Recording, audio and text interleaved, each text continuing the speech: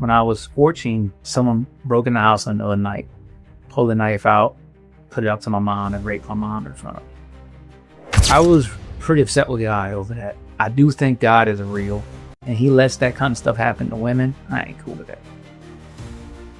I was pretty mad at God and just walked out, and I went out into the streets, started hanging out, people doing, just smoking weed, drinking, that kind of stuff. I was doing that for about 3 years. While I was doing that, I remember God speaking to me. He said, "What are you doing here? I got something different for you. I got something better for you. Why are you doing this?"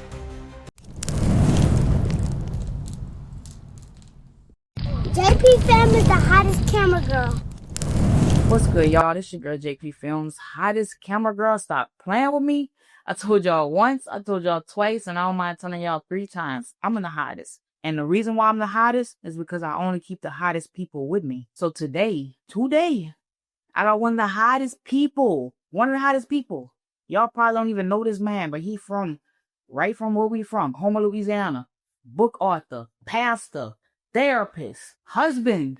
You feel me? Stop playing with this man. All right? This man really, y'all don't understand this man is the truth. So if you don't know who this is, you might want to watch his podcast and find out who he is. You feel me? So what's good?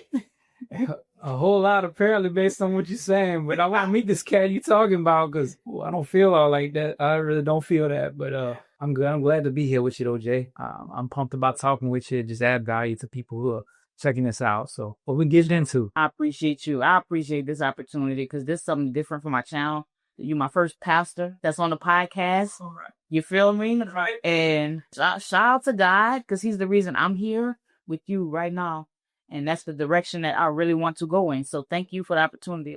So how you feeling today? Yeah, I'm feeling good to be sitting there talking, which, like we was just mentioning earlier. It's a struggle. Life is hard. Business is hard. And we're just talking about how we don't connect enough. You know what I'm saying? It's like, because there's people out there that don't really understand what we do. You know, trying to grind up, trying to build something. Yet, whenever you text me every now and then, you're like, "Yo, Pastor, your views is down. Your thumbnails ain't on point." You know, like, what's happening? And you just be encouraging me. Like, that feels so good, because I feel like, man, somebody else out there care. And those little moments have meant the world to me, Jake. I hope somebody listening right now thinking about reaching out to somebody and say, "Hey, how you doing? What's good in your business?" and ask me about somebody else. That could go a long way. Because I'll be real with you, it went a long way for me. I'm about ready to quit. And then you text me, I was like, "Oh, God, she said I can't quit." So, you know, that's coming to mind right now, being with you. So I appreciate you saying that. And just know that that's going to be our life forever. Forever. You know, they say if you friends with somebody your whole life, you was super lucky. Like, it's like, because friends come and go. And that's part of, like, the seasons. You know, things change. I change, you change, and all.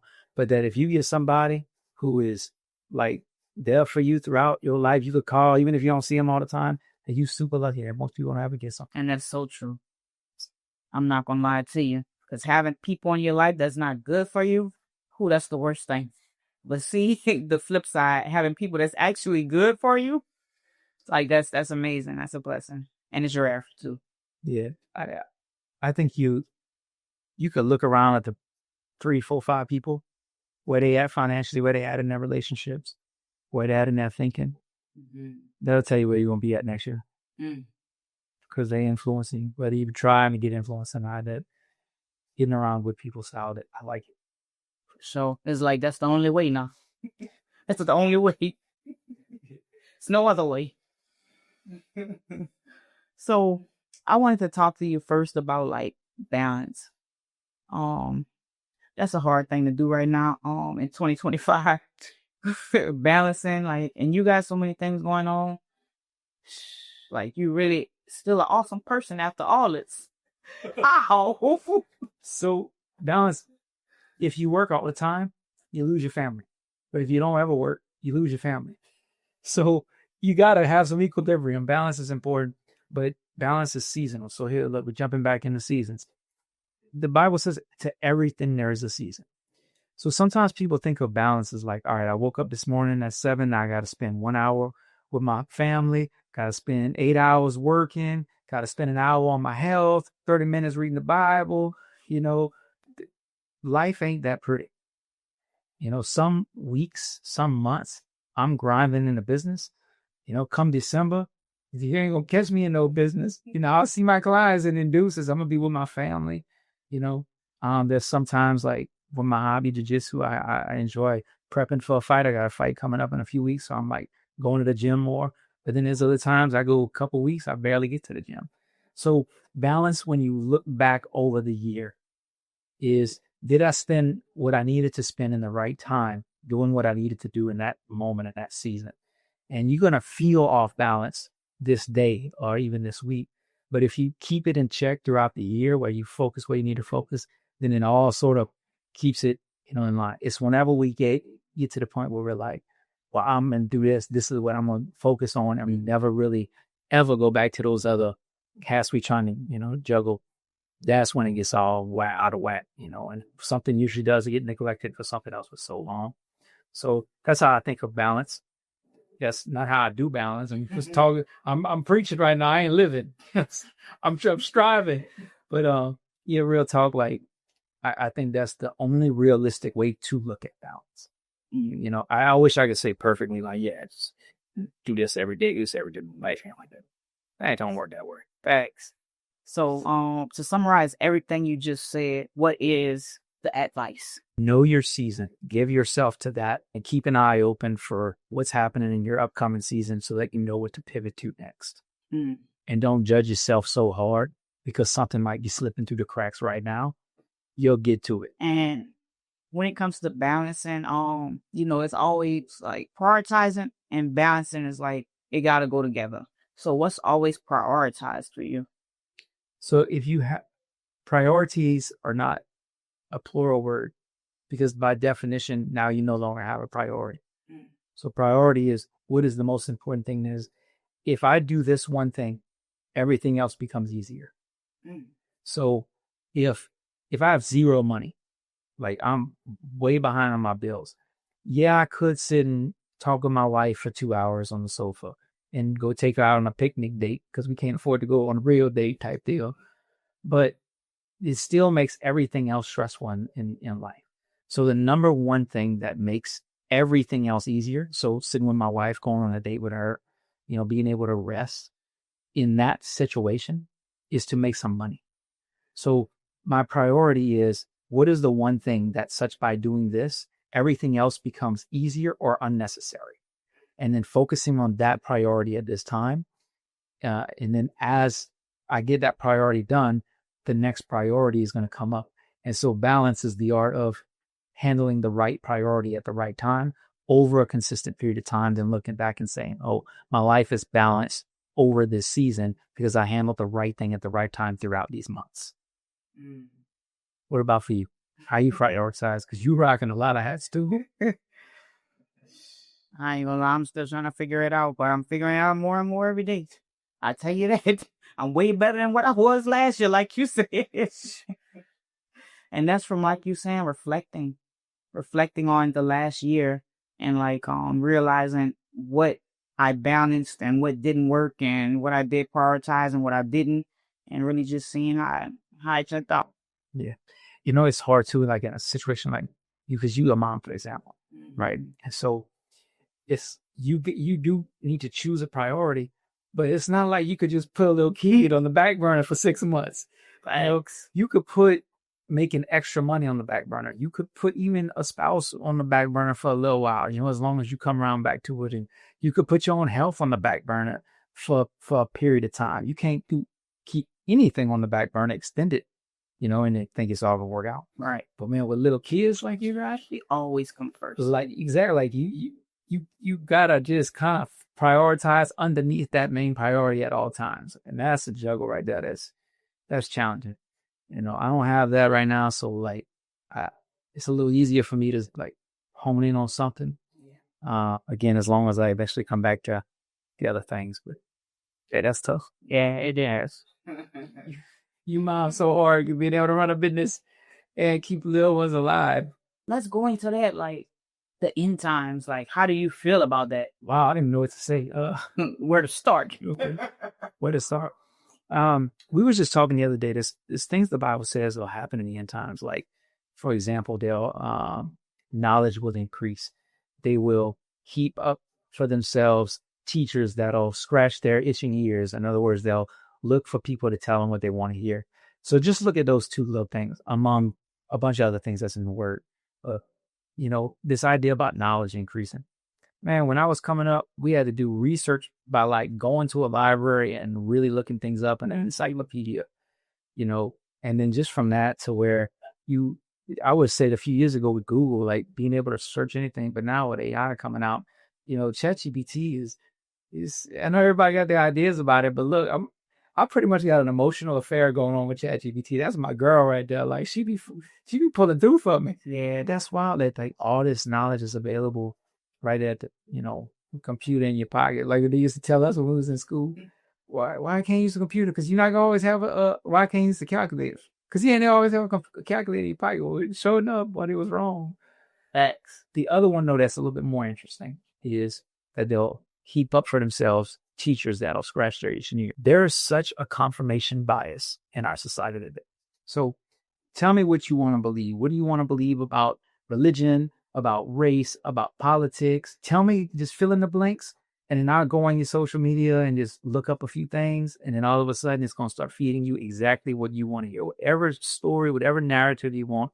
And then, so what you're doing is when people come up and they got anything that you disagree with, you're just going to pass it by and not like it, interact bad with it and not interact at all. So the algorithms are going to learn that. And then over time, it just starts feeding you exactly what you want to hear. So you never really get to see anybody else's perspective. And that's true. I think like when the Bible said these things and I was coming up, I'm like, how are you going to get teachers just telling you what you want to hear? My teachers never told me, but I wanted to hear in school. They tell me, sit down, shut up, do my work. And now you could look up anything to tell you from anywhere, like what you want to hear. Now, and so it's not about truth anymore. It's about confirming what I want to be my truth. And that's just all over the place. And so I think that's a part of the end times. It's, again, man, there's so many other aspects. People be lovers of themselves. Like, who really looking out for other people now?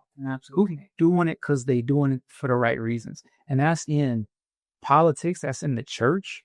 I mean, they got some great pastors out there, but they got pastors trying to build their own kingdom. Friendships, like what I can get out of you until I don't need you no more. Relationships like that. That's lovers of themselves. They talked about, Bible talk about kids hating their parents, being insolent. We got all this crazy, what they call that gentle parenting now, where it's like the kid pretty much the parent, and like, I'm like, man, these kids walking all over these parents. But they killing the parents. So like, it's wild, you talk about killing. I mentioned this. There's a scripture in the Bible that says, you'll be hated all over the world for my name's sake. And I'm like, how I get that, but not in America. They ain't gonna hate you in America for being Christian. And just this week, we get Christians getting killed, pretty much being Christian, and possibly for their political views as well. I mean, I don't know the whole story with that, and that's still up for investigation. But I mean, we got people getting killed for crazy reasons in America, and I was like, the Bible said they would hate you.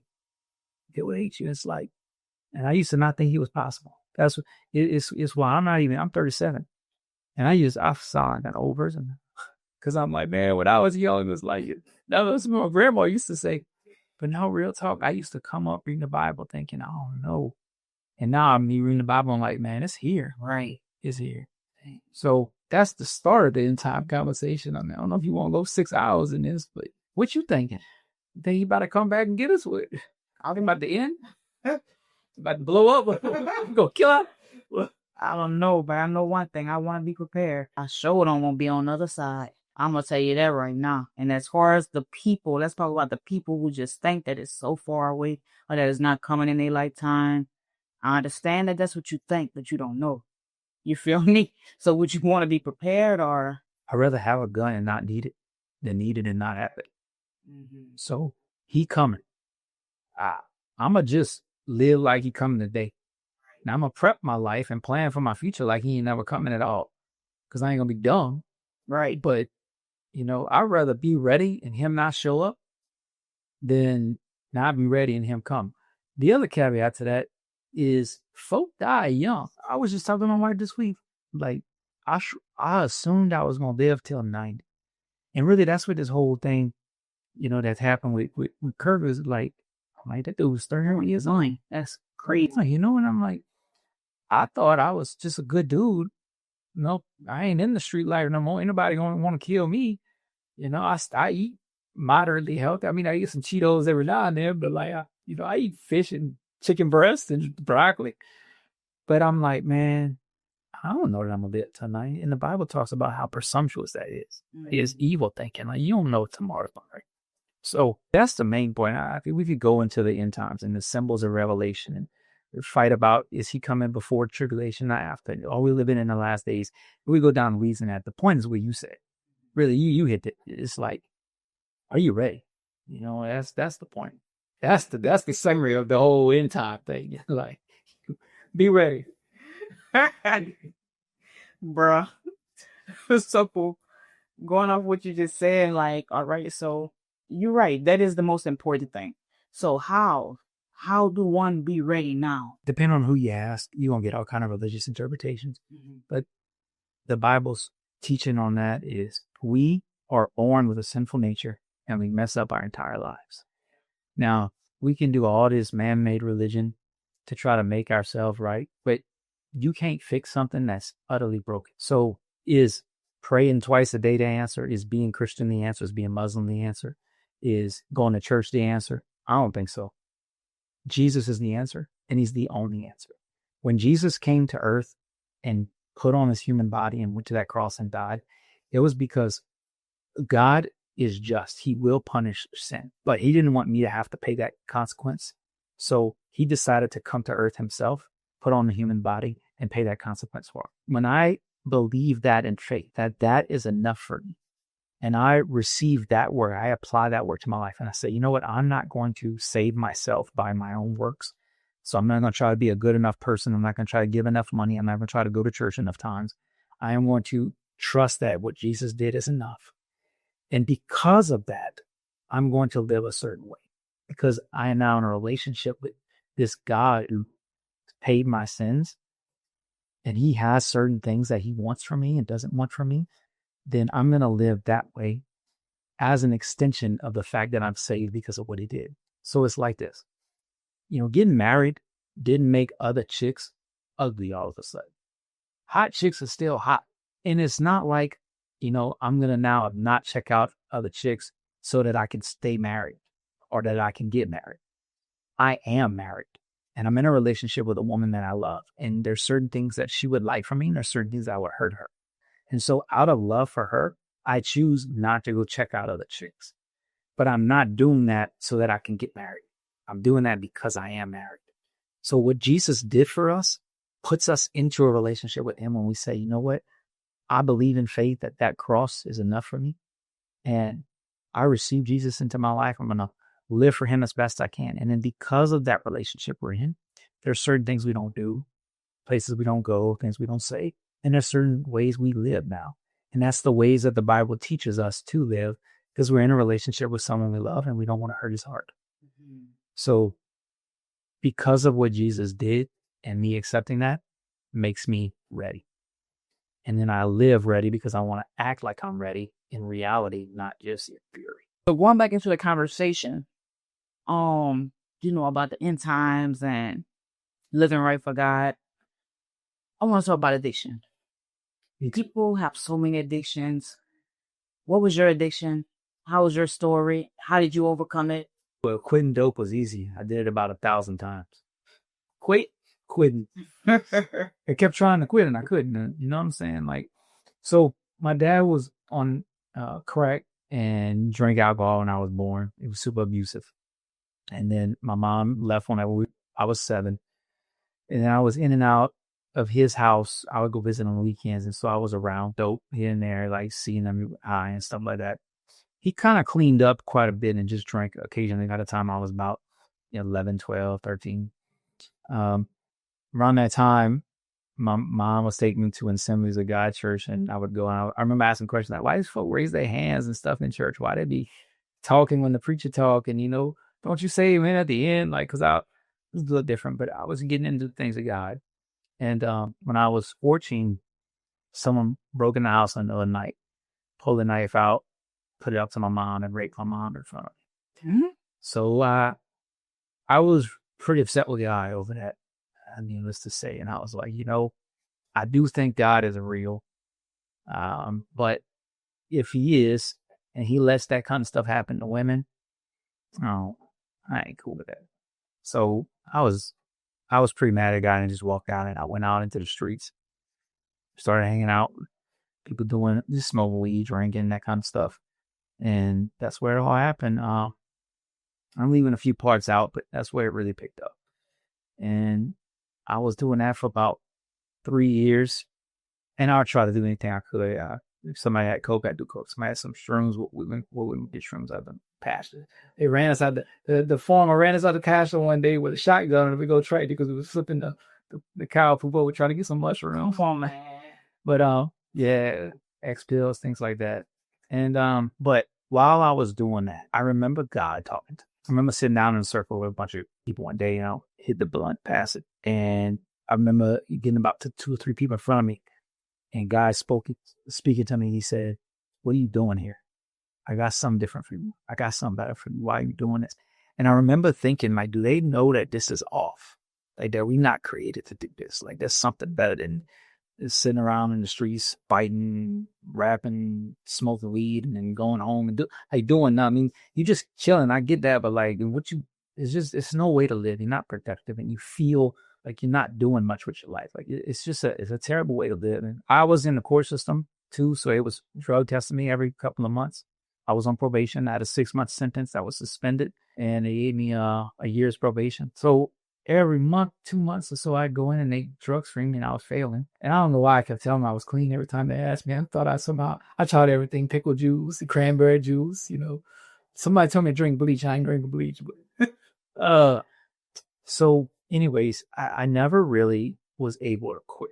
So I told you, I was like, I quit 1,000 times. I quit, come back, quit, come back. But then 2 things happened. I ended up meeting this little Spanish speaking girl at the school, and I was like, hey, nah.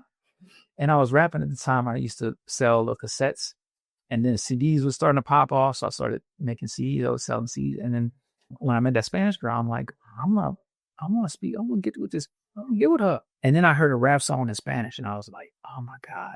That sounds so good. I'm going to just stop rapping for 1 year so I can learn Spanish, so I can rap in English and Spanish, and then I can sell at both markets. Well, that's what I started doing. And then in the meantime, I found they had a Spanish-speaking church in my city, at home, right? And so I started going, not because I wanted God. I didn't want to learn Spanish. At the same time, I was taking Spanish in high school, and I had a teacher. His name was Mr. Contreras.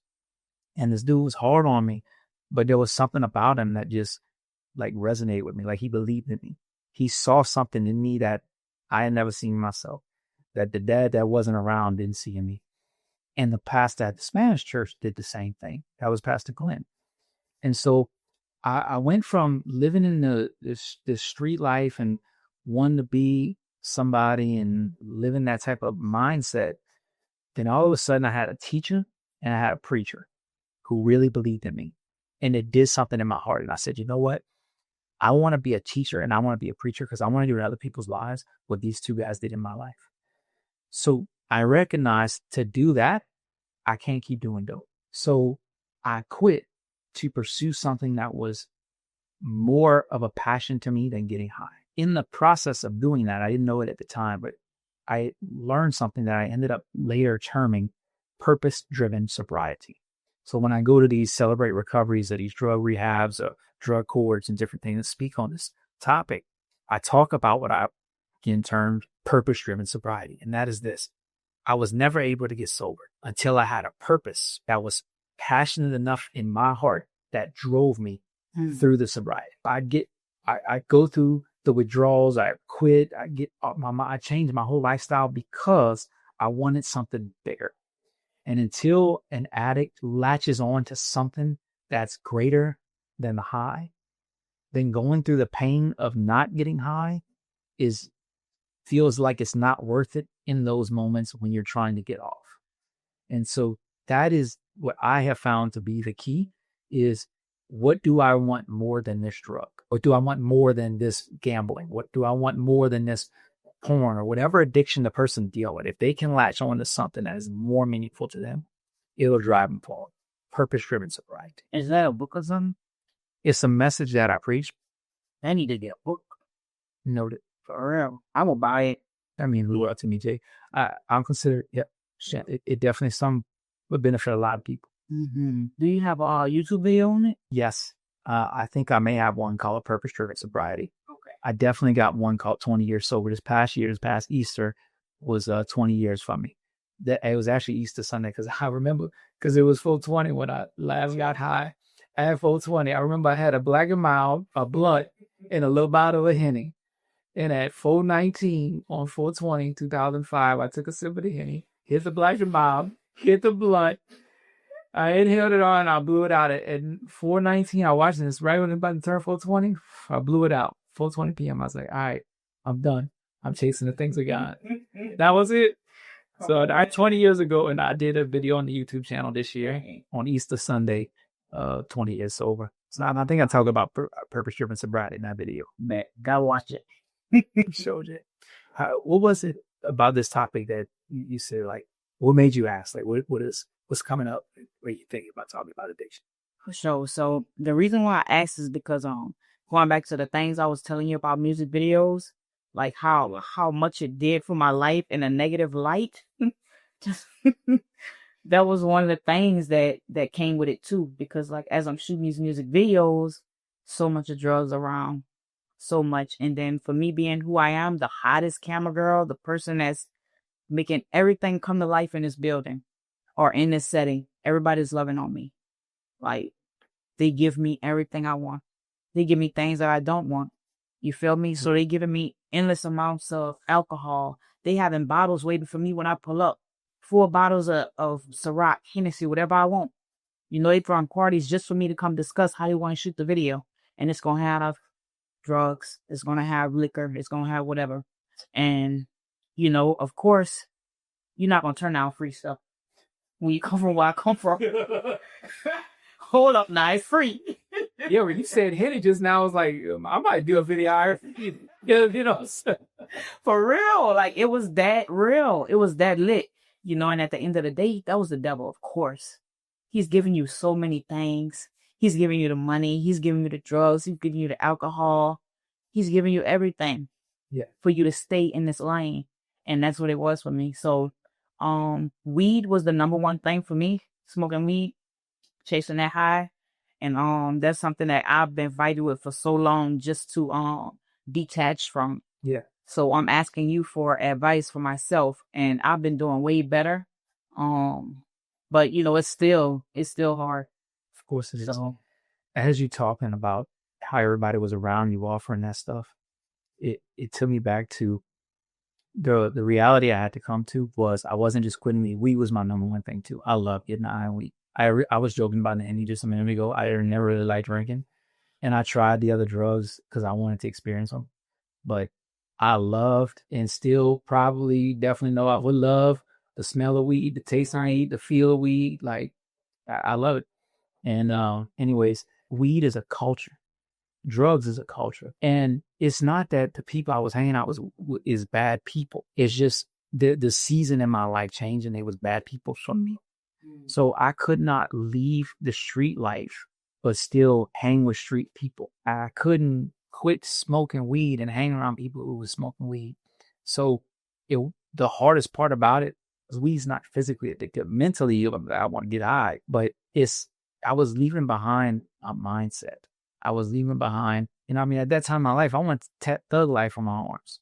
My mama told me, she said, you put that on your arms, you ain't staying up in this house. I later found out she was lying. She told me she would have let me stay, but I was scared she was going to throw me out, so I didn't tat it on my arms.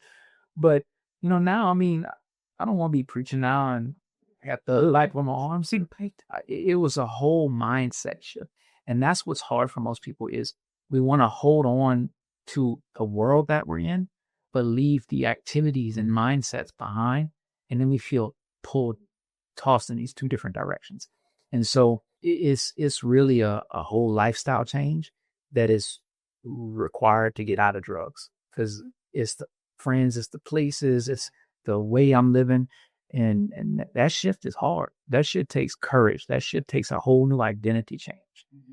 So that's might be where you at, Jay. Like in a real way, I don't know how personal you won't get up on this podcast, but We could go wherever. I mean, it's this is what you know. You was a little baby you was around this, and if God's transitioning you, then it's going to take a whole entire evolution of everything. You're taking the step, your journey, your audience right now is different. You're having to build up from scratch. You got your skills, you got your knowledge. It's like that millionaire that lose everything that can get it back. You won't get it back, but you already made some hard choices, and those hard choices are in the right direction for you. But part of getting away from the weed forever is to get away from the weed, not just not use it while you're around it. Because again, it smells good, tastes good, it feels good, it's tempting. So can't walk close to that fire and not get burned. So I just quit going by the fire. And I guess that's equivalent to the type of videos I'm shooting. That's that fire over there. Yeah, That's that fire. Look, I'm safe over here. That's crazy because I really just came from not just because it's been a minute, but I was there not too long ago where it was weed before the video, during the video, after the video. When I got home, I'm editing. I needed to edit. I wake up in the morning. Why not? It's there. And then I got these people around me. I got a big team full of guys. They roll the weed for me. I don't even have to roll weed. I don't even got to roll it. I don't have to do anything. Everything is taken care of. It was lovely in a way. But yeah, it's just, I don't want that type of lovely. Of course it is. And even I've heard people talk about, sin is so miserable and sin is so bad. Like, well, then you didn't sin right.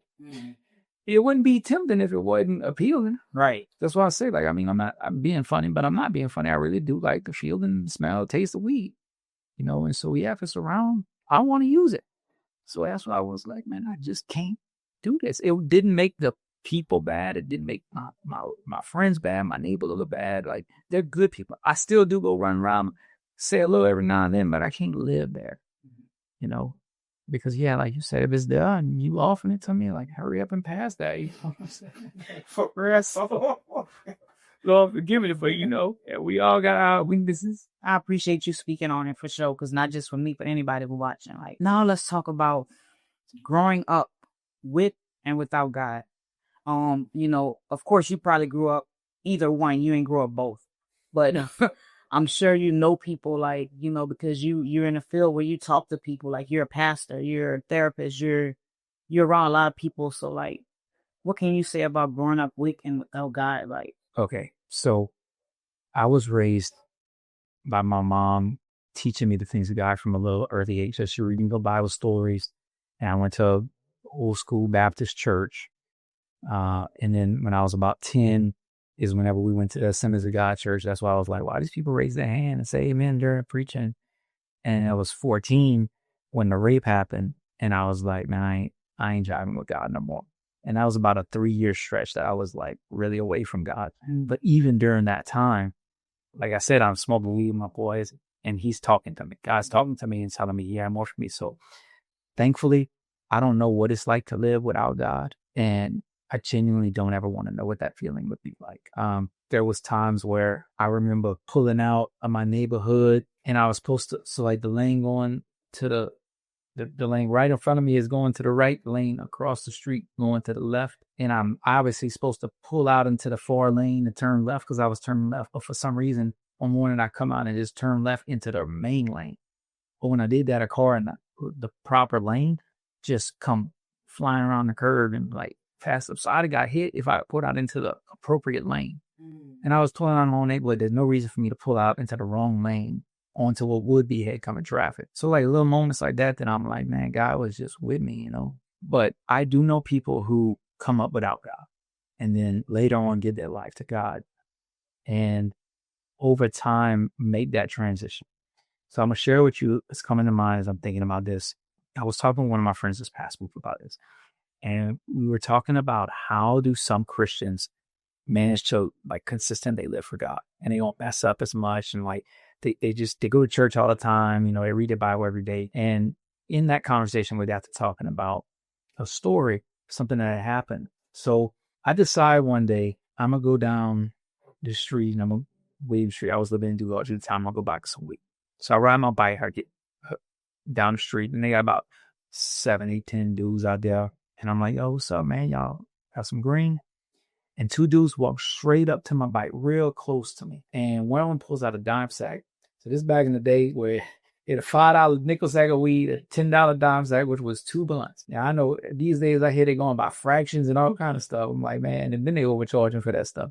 But anyways, I had a $10 bill. I pulled the $10 out. He has a bag of weed, and the other dude has 2 blunts already rolled up. They both get right up in my face, and the guy says, "Man, get this sack right here, man.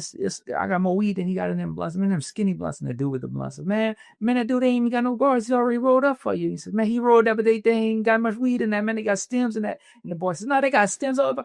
And they both talking real fast, and I'm getting all this combobulated, and one, boom, grabs the money out of my hand. As soon as he did that, both of them turned around and walked away. I was like, oh, they played me. They did it together. They were coordinated and they tried to distract me. And then they took the money out of my hand. So I put the bike down. I walked up to the dude that had taken the money out of my hand. And I said, I ain't going out like that. He pulls out a gun. He says, you going out like that or you going out like this? I was like, like that sounds like a pretty good option. Now that you put it that way, you know what I'm saying? Man, I was so scared, Teddy's. I was so scared. I backed up, got on my bike, turned around and drove off. And look, I was a little bitty skinny little white dude in the hood my whole life. So I always had something to prove. I always have to show everybody how hard I am. I'm a gangster. I gotta, and I beat myself up for that because I was like, I went out like a little punk. And for years, I was like, why didn't I swing on that dude? Why did I let that dude jag me? I ain't got no respect down in William Street no more. Like, I just was up in my head. So years later, I give my life to God. I'm preaching and moving on. I'm in my 20s. And one day I was thinking about that same incident. That happened when I was 15. And now I'm about 25 or so at this time. And I said, oh my God, that was the wisest thing I had ever done while I was in the streets. I was just like, you know what? It ain't worth it. I ain't got no rep to what a rep. What? I'm grown now. I got a college degree. I just met up my fiance. Like, I could have got shot over a principle that I'm a prove a point that I'm, y'all ain't gonna push the little white boy around. Like, really? Like, for something that's stupid?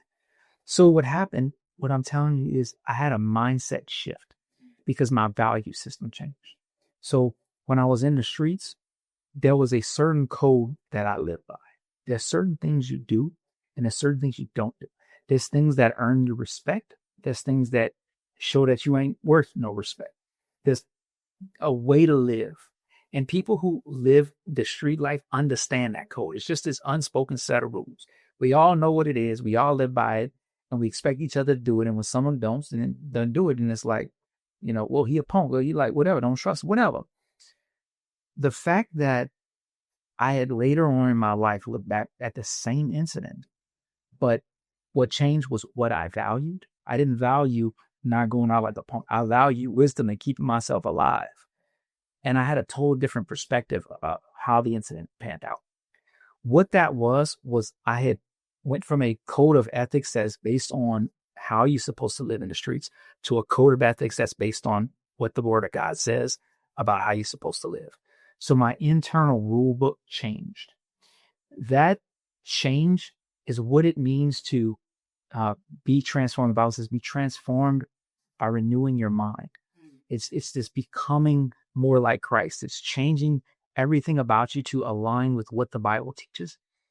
That process took place for me over a period of a few years because when I was little, my mom did instill that Bible system in me.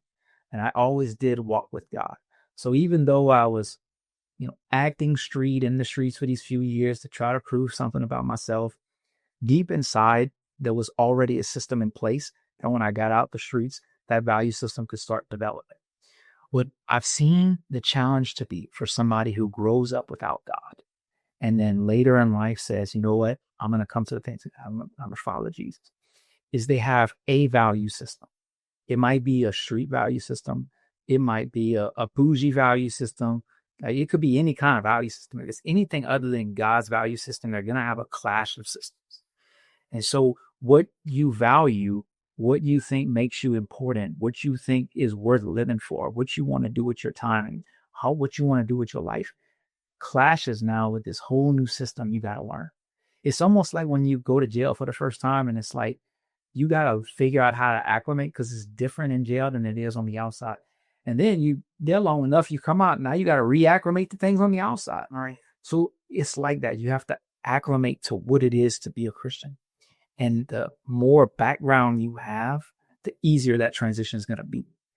Without that background, you in your 30s or your 40s or something like that, and you come into God for the first time, it's a longer transition to start incorporating the new value system that God must have downloaded to your psyche.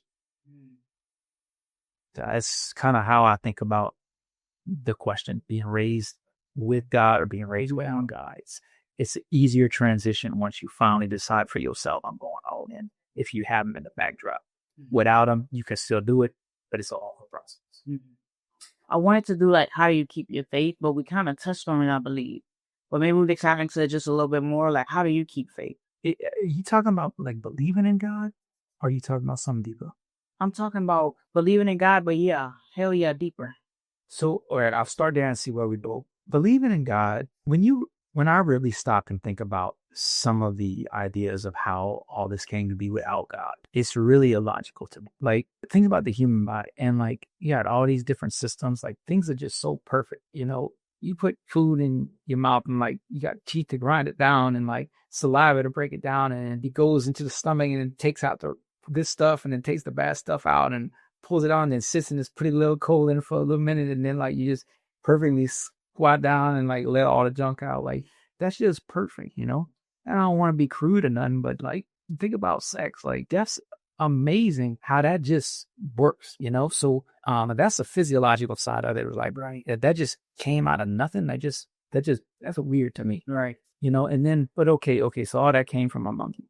Like, that's also really weird to me. But then where did my feelings come from? Where did the fact that, you know, I miss my wife and I don't get to see her for a minute? Where did the fact that I want my life to mean something and I want to make an impact in this world come from? Like, that's nothing material. So like, I sit with that sometimes. I sit with the cosmos. Like, the earth is, I think it's 23.5 degrees tilted on its axis. It's not like a perfect little circle, like not perfectly sinking in space. If it were one way, we'd be burning up, one way we'd be frozen. It's like tilted a little bit and it makes life perfect. Right? That's just too perfect. My dogs, I'm like, man, y'all love me. Y'all want to have fun. Like where did that desire, a dog, come from? You know, like those kind of things. I sit with that. I actually read this book. This book go hard. Where it is? It's called The Homan. There it is. Yep. Look, this right here go hard. So this book really, really did for me too. It's called The Holman Quick Source Guide to Christian Apologetics. That's Doug Powell. So what it does is it basically shows you scientifically, historically, archaeologically, how there has to be a God, and like creates this logical argument. Then it says, okay, but then what God? Because apparently they got buku of them, you know what I'm saying? So then he goes and explains how it can't be Hinduism and Buddhism and all these, and leaves you with the three Abrahamic faiths. So it's, you know, Judaism, Christianity, or Islam, and then goes from there and shows you how that Judaism now in this modern era, post Christ, is no longer the appropriate fit, and how Islam cannot fit the bill based on the evidence that we've seen logically. So the ultimate conclusion, he never says, I'm going to show you why Christianity is right. He just shows you that God has to exist, and I'm going to show you why every other religion doesn't fit the bill. And so you're left to conclude on your own that it's like Jesus Christ is God. The last little thing I'll mention on this one is I also read a book, I think it's Mere Christianity, where there's a chapter in it where he says Jesus was telling the truth.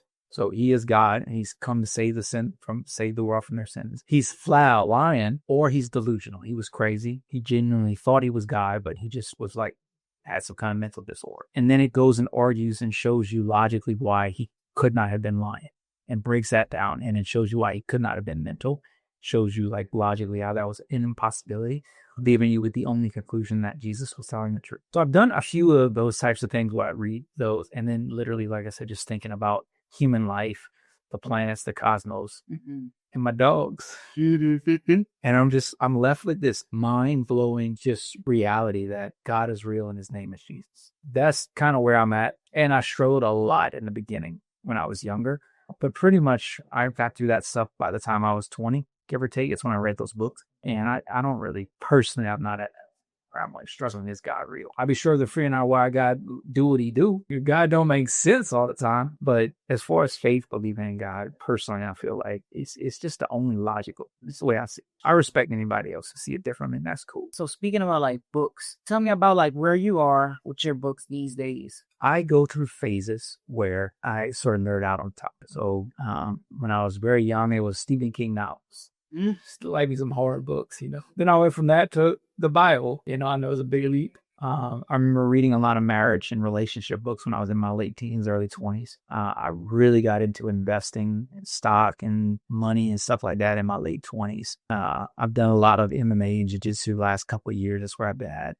And psychology, self-help all throughout my life. I enjoyed those topics. But I don't know if you know this about me or not. The reason I said that's a big topic is because I actually have OCD. I have clinical OCD. Now, that's not just I need to clean all the time. When people say that, it's usually just a cliched way of saying that they like to clean. OCD is the 7th most debilitating illness on the planet. I mean, not just mental illness, like all illness. So like being paralyzed, dementia, all those things included. Like, it takes up a significant amount of brain space and a lot of internal struggle. What it is for me is the OCD says to me that when I start a book, I have to finish it. So any book, it doesn't matter what it is, I open it, I read a sentence, now I have to read the whole book kind of scenario. And that's a problem. I know people admire that trait. But if you start a book and it's not adding value to your life, it's an opportunity cost because there's better books you could be reading. It's a waste of time. So I have actually been starting a book, stopping on purpose, which is called ERP. It's exposure with response prevention. So I'm using books now to conquer the OCD that has controlled a lot of my life. Because of that OCD, I have read a lot of books, but I'm at a place in my life where finishing books is no longer the priority. In that realm for me, that the priority is overcoming the OCD and not making it an excuse or giving into it or allowing it to control my life. So that's why I kind of was like, wow, that's an interesting question. I think you were probably asking what books am I reading nowadays and that kind of thing, but that one for me goes way deep. And I'm probably just scratching the surface at this point, but it's a lot. That one is home right now. So how does that like intertwine with you writing books? In what way would you mean? Like, how do you write books with your OCD?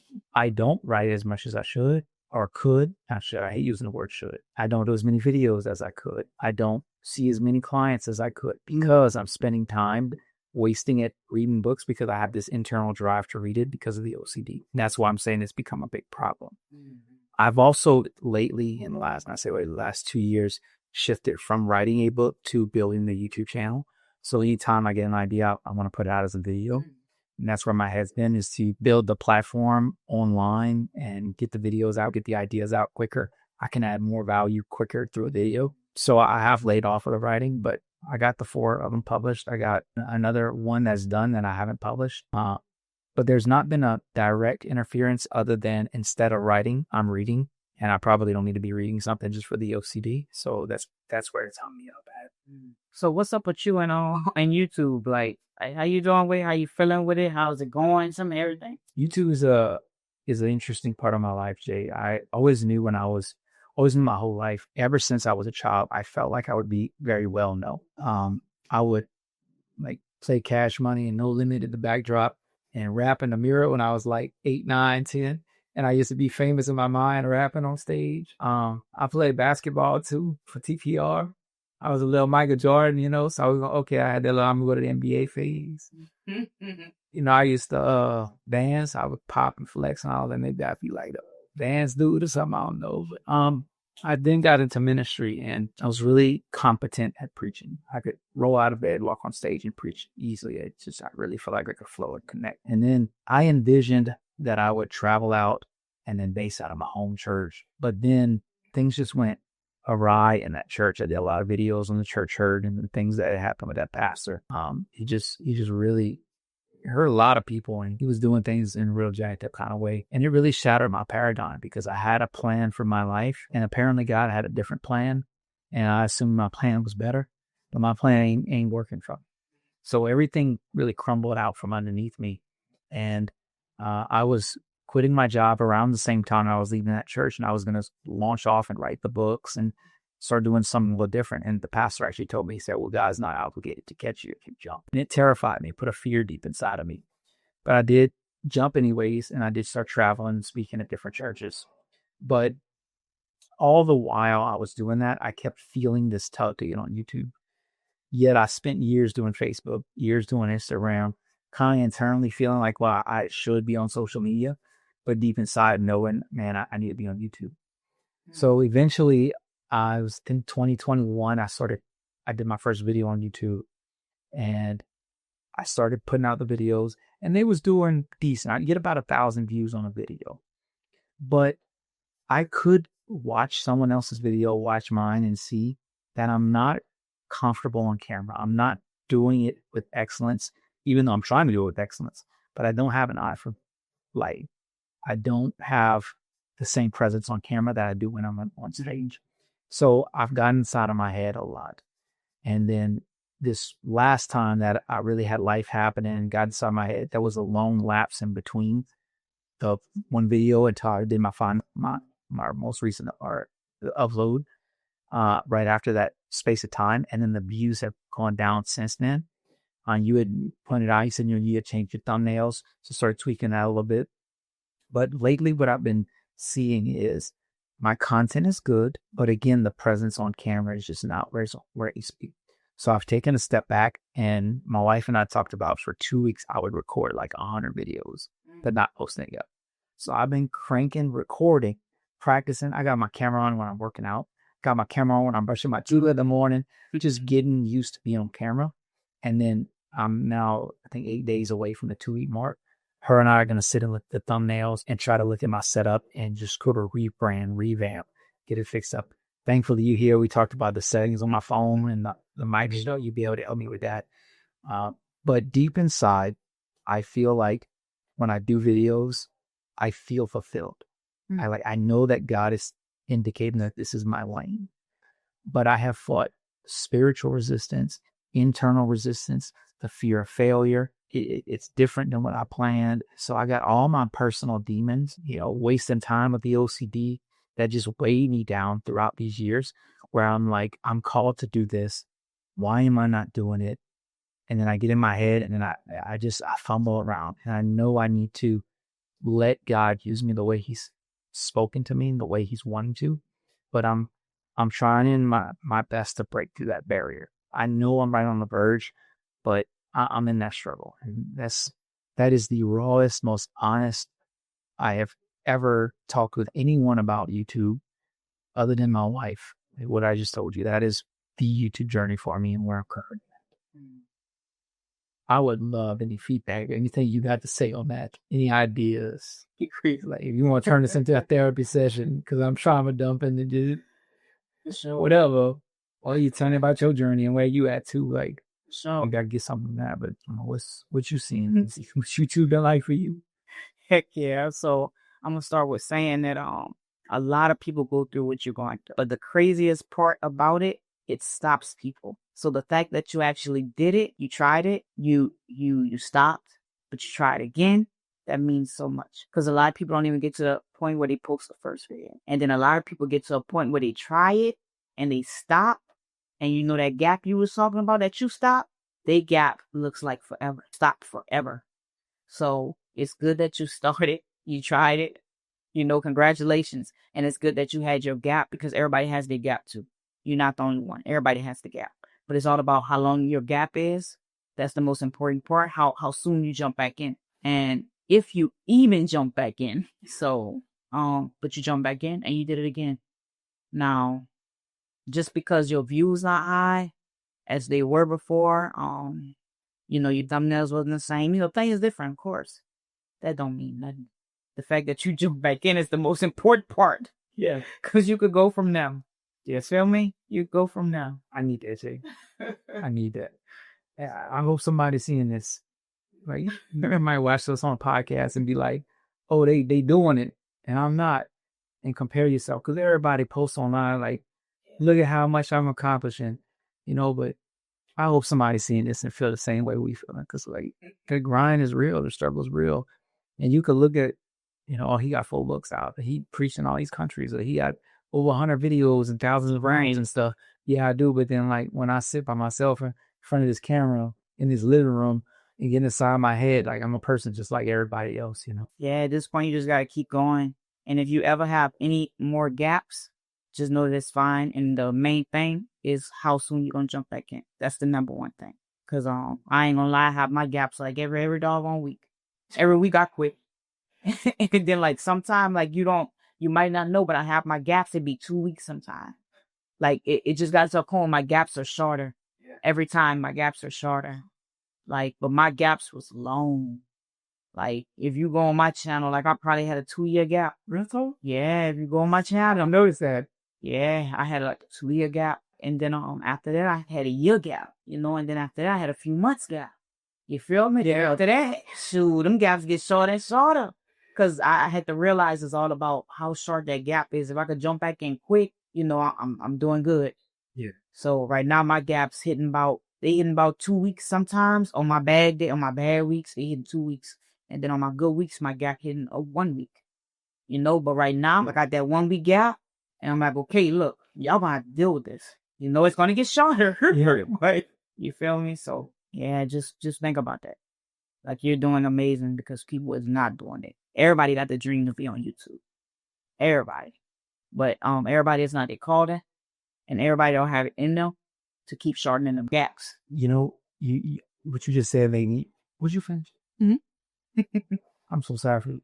I heard that kids in school now, the number one profession when they asking little kids what they want to be as a YouTuber. Yep. I was talking to one of my close friends, good friend, been friends with this cat for 20 years, literally. And he passed in church, and he didn't mean men by it. It's my good friend, like, but it tore me to pieces, Jake. He said one day, he's like, yeah, I'm pastoring, and it's so hard, and I got this struggle. And he said, all you do is just sit in your living room and make videos all day, like the luxury, and I'm like, man, I fight demons too. I fight my personal issues, my personal demons, but like I fight real demons. It's still ministry, and then I be pulling on my analytics sometimes, and I'm like, I see people in India watching my video, people in Iraq, and I'm like, wow, I always wanted to minister in those countries. I didn't realize it was going to be like this. Right. It might be like I had thought, but I'm also doing it now, so that's really encouraging. But yeah, when my dude said that, Jay, it was like crushing. It crushed me. I was like, oh, all I do is just sit there and make a video. Just don't know, boy. They just don't know. They don't know. And that's the killer part, though, because people really just don't know. They don't know how hard it is to actually do this, and they don't know the lengths that it could go. Like, it could go so far, like how you saying people watching you in India. Like, people who watching you in India, they're not just watching you. They are being led by you. You are their pastor. That's why I was telling you, like, Pastor Aaron, did you drop a video on this? Because you are my pastor at this point. You feel me? I'm not in church. So if I'm watching you, you a pastor, and you preaching, you're my pastor. So it goes way farther than what they think. It takes hard work. You a preacher way in Afghanistan somewhat. I did have Afghanistan on my list one day. I really did. I was like, I killed going and doing it, but no, it popped up on there. I said, Afghanistan, yo. Yes, indeed. It was so real. That's encouraging. It's real. Oh, so what you doing? Okay, God told you need to be on YouTube. Like, that's why he's telling you need to be on YouTube, because they got people really watching you in other countries that need you, and they wouldn't be able to see you if you wasn't on YouTube. Yeah. Yes. And it's so much easier to just be like, well, I just want to go preach. And a big platform, right here in America, like, right. You get paid the big bucks, get seen by everybody, and like travel. Yeah, and I do get those experiences. That's a part of what God's called me to do, and I'm grateful. But God see bigger. I see Afghanistan, Pakistan, and India, and yeah. I'm gonna share this with you. because I want somebody listening to see this about their own life. Whenever you feel like, am I really making a difference? So like that mom that got, kids driving her crazy, and she really feel like she can't do what she want to do with her life, but then there's this one little child that needs help. Any kind of scenario where you in school right now and you learning, but you don't understand why, and all these different things we go through in life where we feel like we're striving and we're struggling, but is it really making a difference? So there was this cat who got that call to go to Ethiopia. So he packs everything up, takes his family, leaves the States, moves to Ethiopia, and lives there his entire life preaching the gospel. He won one person to God. One dude went to this man's church, and this missionary ended up dying in Ethiopia. I cannot imagine how devastated that American missionary felt to pack up his family, leave the States, give himself to an African country, and reach one person. He probably thought when he got on that plane, he was gonna be like the church king in Ethiopia, like reach all these people, like I'm gonna give all of them hope. One person. He died. That one person, his name is Brother Teklemarian, ends up leading over 1 million people to Christ in Ethiopia. And Brother Teklemarian is the king. He's still in the church for known by everybody, coordinating all kinds of churches, doing big old crusades, like over 1 million people giving their heart to Jesus for his ministry. Dang. And this was that one person that the other guy had saved? Yes. What the heck? So imagine like that cat, the American dude probably died thinking he was a failure. Yeah. Because he only reached one person. But you were so bitter. Had he not done that, then millions of people would have never heard the message about Christ, because it's the one guy he reached who reached all those other people.